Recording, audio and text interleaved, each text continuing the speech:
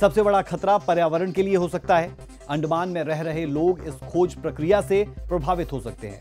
यह सब इसलिए क्योंकि अंडमान निकोबार द्वीप समूह एक प्राकृतिक जैव विविधता का खजाना है। यहां पर कोरल रिफ्स, समुद्री जीव जंतु और आदिवासी जनजातियां रहती है।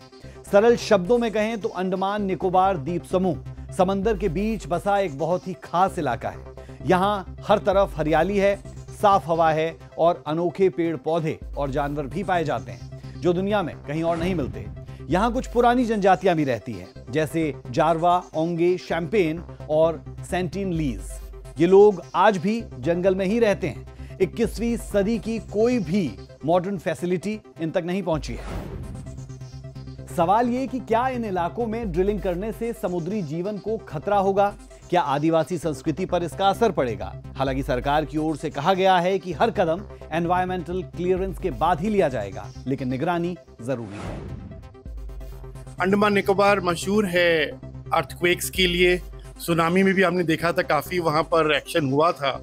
तो वैसे भी इलाका वो बायोडायवर्सिटी से भरा हुआ है और लोकेशन भी उसकी वैसी है। अगर हमें वहां पर ड्रिलिंग करना पड़ेगा तो हमारे पास ONGC है, उनकी अपनी ड्रिल्स हैं और डीप सी के लिए, और रिलायंस वालों के पास भी हैं।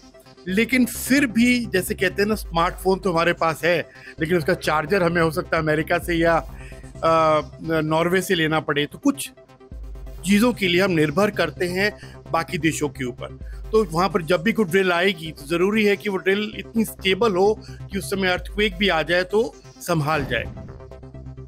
अब बात सुरक्षा की भी कर लेते हैं। अंडमान निकोबार द्वीप समूह सिर्फ एक खूबसूरत जगह नहीं है। सामरिक दृष्टि से यह क्षेत्र भारत की सुरक्षा के लिए बेहद अहम है। अंडमान निकोबार समुद्र में भारत की आंख और ताकत दोनों है। वो इसलिए क्योंकि यह द्वीप समूह बंगाल की खाड़ी और हिंद महासागर के बीच में बसा है। यह इलाका मलक्का जलडमरू मध्य के पास है, जो दुनिया के सबसे व्यस्त समुद्री रास्तों में से एक है। हर दिन सैकड़ों जहाज यहां से गुजरते हैं। अगर कभी युद्ध या संकट जैसी स्थिति आती है तो अंडमान निकोबार से नौसेना और वायुसेना को तुरंत जवाब देने की ताकत मिलती है। अंडमान बेसिन में तेल भंडार मिलने की खबर के बाद से भारत ने यहां नेवी और एयरफोर्स की तैनाती भी बढ़ा दी है। अगर भारत इस क्षेत्र में तेल उत्पादन करता है तो यह चीन के वर्चस्व को संतुलित कर सकता है।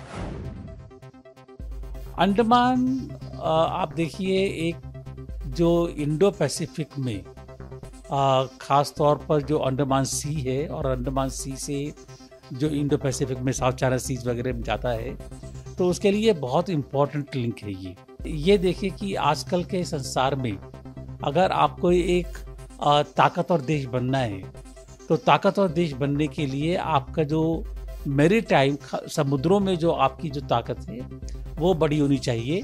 इसीलिए चाइना की नेवी को देखिए कितनी बढ़ा रखी है आपने। ये सबमरीन थर्ड एयरक्राफ्ट कैरियर भी बनना शुरू हो रहा है उनका ये। तो हमें अपना जो असर है मैरीटाइम सिक्योरिटी के लिहाज से समुद्र में बढ़ाना पड़ेगा।